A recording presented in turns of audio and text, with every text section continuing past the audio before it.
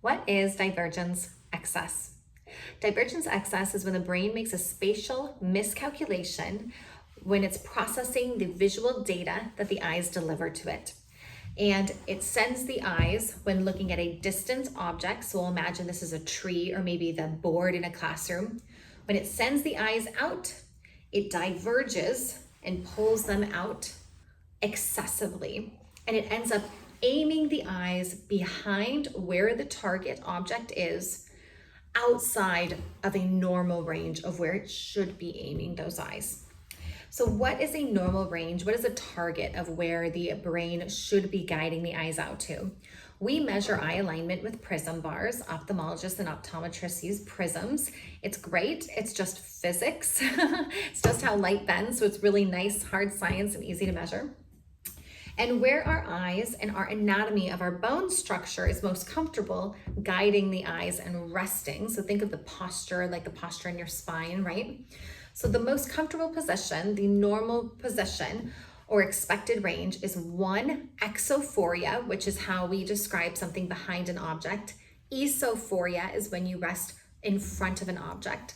So the normal range is 1 plus or minus 2. Is that standard deviation. So the plus or minus 2 means we could be, if this is 1, we can go 0 to 1 esophoria and still be within an expected range. Or we could add 2 onto here and go 3 to 3 exophoria. So where we want the eyes where they're most comfortable just resting autonomically without thinking about it is going to be 1 eso to 3 exo.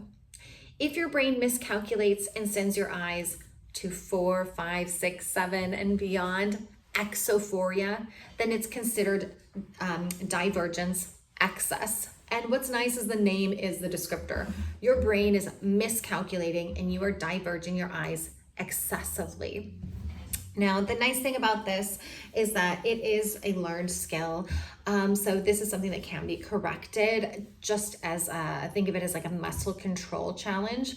And when it comes to I would say like symptoms and signs, this is going to wreak havoc on gross motor. Anything that's divergent, whether it's excess or insufficiency, is going to affect,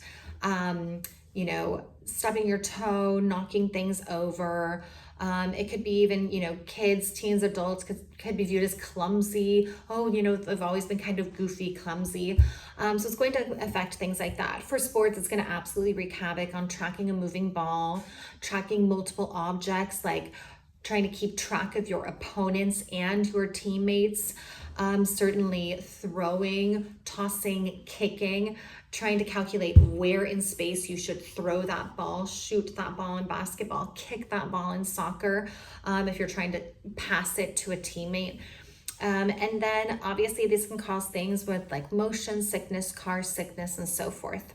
So hopefully this was a helpful explanation when it comes to divergence excess.